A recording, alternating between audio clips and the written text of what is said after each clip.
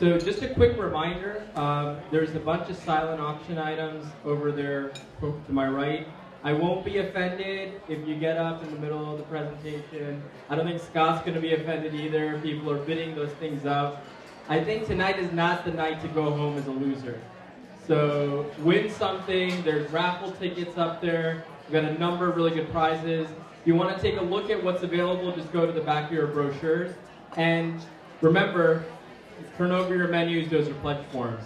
So we've talked about, going back to the original theme that I was mentioning at the beginning of the night, organization, individual supporters. We've talked about LLS. We've talked about Roxana's story. Now we move on to the survivors part, and I'd like to introduce Sinan Wolf-Gazo to come up here in a couple of minutes.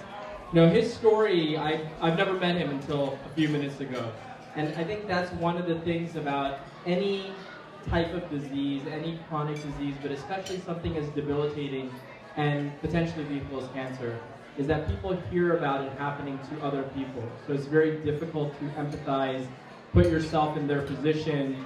It's an intellectual exercise that typically fails.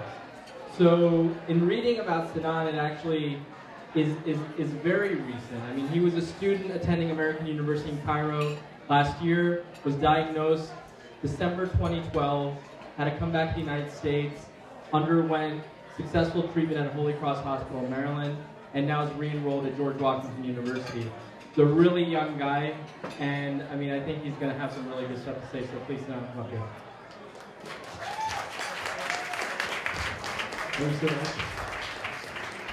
I'd like to start off by thanking everyone for coming here tonight. Hope everyone's having a lot of fun. It's been fun. I like to thank Roxana. She's definitely an amazing person. Definitely an amazing person to meet. And before I even got diagnosed with leukemia, I never even heard of Roxana. I never heard of the great works the LLS has been doing for all these generations, actually, since the 1940s. And it wasn't just me. Even my father didn't realize how deadly leukemia is. And only recently we've developed medication and the advancements of science to have cures and for people to have birthdays. And you just think about it, 50 years ago it was considered a death sentence. You got leukemia, it's like how many months to live, how many days. Now it's how many years, how many decades. It's a very powerful moment in one's life. I'd like to start off, my name is Sinan Wolf-Gazo. Was born actually in Ankara, Turkey. And I've been much of a traveler, been to over 35 different countries, particularly in the Middle East. Lived in Cairo, Egypt for 20 years. It was a great place. The pyramids and everything, and camels. The camel rides were amazing. So I went to high school there at the British National School in Cairo, and then went to the American University in Cairo afterwards. And I was a senior at the time in chemistry. And I started showing symptoms on my graduating year over the summer. Symptoms such as, occasional diarrhea, some spots.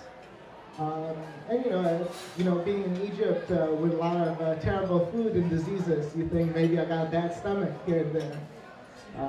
But no, as symptoms got worse, I had breathing problems, chest pain, and for being an athlete as myself, that's unusual. So I did a couple tests with my PCP, and it came out that results showed that my white cell count and my platelet levels were off the charts. So went straight to the ER at Holy Cross Hospital, of course flying a 12-hour flight directly, and went straight to the ER, and 9 hours later I was in a hospital bed undergoing 7+3 chemotherapy, which was 7 days of Aracy and 3 days of Arutocin, which is a very, very powerful chemotherapy drug. And luckily for me, I got into remission right away after 20 days.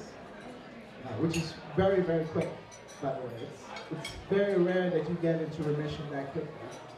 And then after that, I went to Johns Hopkins. They told me to do the 4-cycle like more chemotherapy. And they said that's the best way compared to a bone marrow transplant, which is what Roxana's father did, was because bone marrow transplant is very, very dangerous.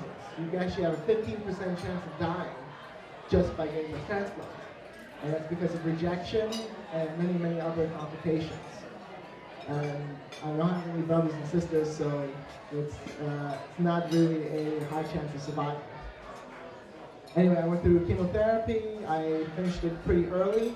I actually finished it earlier than planned. It was planned to be finished in August. I finished it in mid-July. And I was in the process of applying to George Washington to transfer to finish my studies. I chose George Washington because my dad's an alumni there. Got accepted with a 12% acceptance rate. Continuing with my chemistry, getting A's and B's, and it's been great. And working out, eating well, and it changed my view of life. People, when they're young, they feel like they have 60 years to live, and then you realize that you actually don't have that long to live. That many people die because of diseases, stupidity, accidents early. So instead of 60 years, your lifespan is reduced to a couple years or a couple months. And it just shows how life is very precious and very fragile. And one thing when I was going through treatment that I like to tell everyone, if you go through any treatment, such as leukemia, such as any disease, one thing that you should never do is never to give up, which is what Sarah showed. She never gave up to the last day, to the last breath of her father. And she still doesn't give up afterwards. And it's very powerful. You should never give up. And that's what I never gave up, and that's why I'm here today. Thank you so much.